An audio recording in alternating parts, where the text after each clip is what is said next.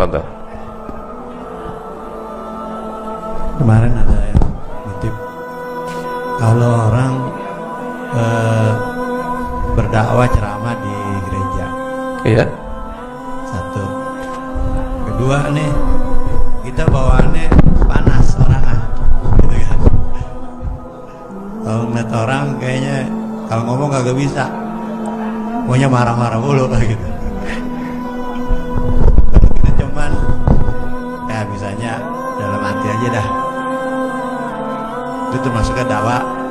Katanya kalau dalam hati itu dilipat gandain gitu. Baik.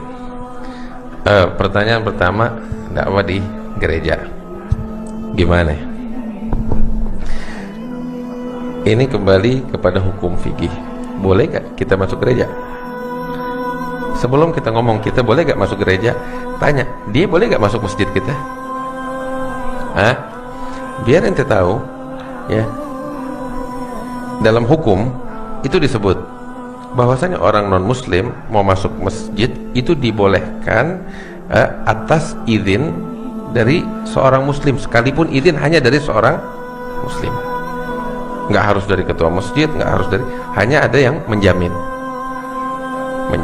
satu orang siapapun dari seorang muslim ada jaminan, tafadhal, nggak dilarang. Dan inilah yang dahulu terjadi di masa Nabi Muhammad SAW.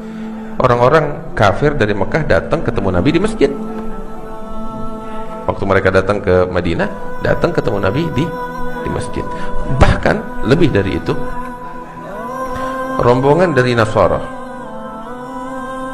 ya, datang menghadap kepada Rasulullah SAW, disambut oleh Nabi Muhammad di masjid.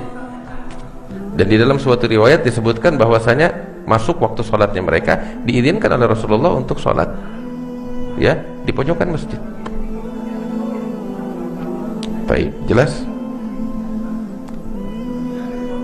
Baik. Nah sekarang sebaliknya, kita masuk ke rumah peribadatan mereka, boleh gak?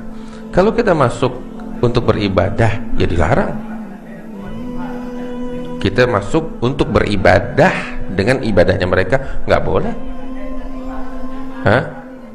Namun beda halnya, kita masuk bukan untuk beribadah dengan ibadahnya mereka, maksudnya beribadah dengan agama mereka, bukan, tapi untuk kepentingan tertentu. Di dalam agama nggak dilarang. Dan ini terjadi oleh Sayyidina Umar ibn al-Khattab tatkala pembebasan, penaklukan Baitul Maqdis. Saat itu yang berkuasa di Baitul Maqdis adalah kaum Nasrani. Kunci-kunci Baitul Maqdis di tangan mereka dan diserahkan saat kemenangan itu kepada Sayyidina Umar ibn al-Khattab. Dan Sayyidina Umar keliling melihat Masjidil Aqsa, Baitul Maqdis. Terus diajak juga, didampingi oleh pemimpin gereja saat itu, pemimpin Nasrani saat itu, mendampingi Sayyidina Umar bin Khattab, ya, untuk keliling. Dan diantaranya itu masuk ke gereja mereka. Ada disebutkan. Nah, dan tatkala Sayyidina Umar lagi di dalam gereja mereka, ya, masuk waktu sholat, kalau tidak salah waktu sholat asar itu waktu. Maka saat itu digelarkan sejadah, dipersilahkan oleh pihak gereja kepada Sayyidina Umar untuk sholat di dalam gereja. Apa yang terjadi? Sayyidina Umar menolak. Kenapa menolak? Apakah menolak sholat di situ? Enggak, bukan. Beliau menolak bukan karena alasan dilarang di dalam agama sholat di dalam situ, bukan. Tapi beliau menolak, beliau bilang, saya khawatir kalau saya sholat di sini, datang satu masa umat Islam akan merebut gereja kalian karena ini udah menjadi tempat sholatnya saya. Paham? Jadi beliau tidak sholat demi maslahahnya pihak gereja saat itu. Nggak sholat di situ, beliau pindah ke tempat lain. Dan tempat itu sekarang jadi tempatnya Sayyidina Umar, dibangun masjid. Tapi gereja itu Sayyidina Umar tidak mau sholat itu demi kepentingan pihak gereja itu, supaya di satu masa nggak diklaim oleh umat Islam bahwa itu tempat sholatnya Umar hingga digusur tuh gereja. Ingat? Paham? Baik. Dari sini kita udah paham bagaimana. Ya orang yang mau masuk gereja untuk menyembah selain Allah ya dilarang. Tapi kalau untuk kepentingan yang lain nggak dilarang. Nggak dilarang sama sekali. Baik. Ada sedikit ingin saya sampaikan satu kisah. Ya. Ini mungkin kalau bicara hukum sama bahasan tadi udah selesai. Ini sedikit agak bukan melenceng sih, ada kaitannya juga. Kisah kakek saya Habib Salim bin Jendan. Habib Salim dakwah di daerah Sulawesi sampai 3-4 tahun dia tetap di sana. Di antaranya masuk ke daerah Bunaken, dia dirikan masjid di situ dan seterusnya. Masuk di daerah Sulawesi pelosoknya. Satu kali dia bikin, artinya masyarakat situ bikin acara besar, minta Habib Salim ceramah. Kebetulan di masjid agungnya, di masjid besarnya. Nah ini masjid bersebelahan sama gereja. Habib bicara di masjid, bicara tentang apa tahu? Sayyidatuna Maryam binti Imran, kisah kelahiran Nabi Isa sesuai versinya Al-Quran. Ya kita tahu kisahnya sangat indah sekali. Ya kita tahu sangat indah sekali kisah kelahiran Nabi Isa yang diceritakan oleh Allah dalam Al-Quran.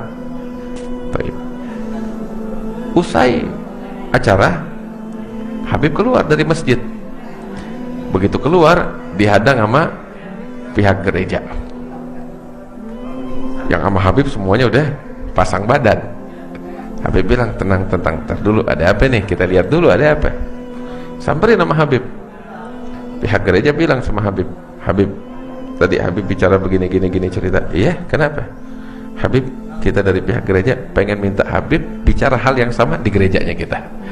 Ini orang-orang kita nggak pernah dengar kisah kelahiran Maryam binti Imran, kelahirannya Isa sebagaimana yang Habib sampaikan. Besoknya dibikinin di acara di dalam gereja.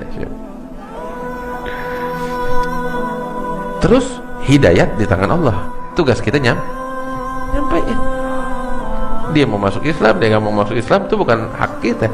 Tapi tugas kita risalah yang benar sampai kepada mereka atas permintaan dari mereka. Apalagi yang mau kita permasalahkan, ya kan? Makanya kita kembali kepada bahasan Syekhul Butik berapa hari yang lalu. Ingat gak? Di awal permulaan kita bilang syarat dalam berdakwah yang harus dipenuhi. Yang pertama, seorang dai punya Islam sejati. Sebab kita punya kaidah faqidu syai' la yu'ti. Bagaimana seorang yang nggak punya Islam sejati terus dia mau ngasih? Bagaimana? Itu satu. Yang kedua, syarat kedua bahwasanya Islam sejati harus tersebar di barisan umat Islam. Ya, secara merata. Dan yang ketiga, di dalam gerakan dakwah seorang dai harus memahami betul hukum-hukum Allah di dalam yang berkaitan dengan dakwah, sehingga dia berdakwah bukan atas gerakan dakwah yang dia lakukan, bukan atas dorongan gairah semata, tapi juga dengan aturan hukum. Paham? Baik. Nah, kita kembali nih bahasan ini nih, ya. Banyakan orang ngelihat dai bicara di gereja atau masuk ke tempat peribadatan umat lain ribut panas. Ntar dulu, gairah cakep ada di hati, tapi ini gairah juga mesti dekat dengan hukum. Lihat sebelum kita marah, kita benar gak marah di tempatnya gitu. Hukum bagaimana, membolehkan atau tidak? Cari tahu. Kalau memang hukum tidak membolehkan, silahkan marah. Tapi kalau hukum membolehkan, ada dengan aturan-aturannya, apalagi yang mau kita ributin gitu. Terkadang kita ribut kita sama kita karena dasar apa? Gairah yang gak didasari dengan ilmu. Wallahu a'lam. Saya kira jelas. Sampai di sini cukup. Insyaallah bahasan tentang dorongan kasih sayang akan kita bahas dalam pertemuan kita yang besok. Wallahu a'lam bishawab. Al-Fatihah bil qabul tamam kulli surah insyaallah batinan wa ila hadratin Nabi Muhammadin sallallahu alaihi wasallam. Al-Fatihah.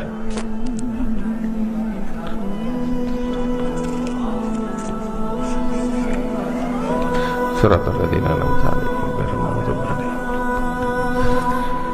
Rabbana taqabbal minna innaka antas samiul alim wa tub alaina innaka antat tawwabur rahim.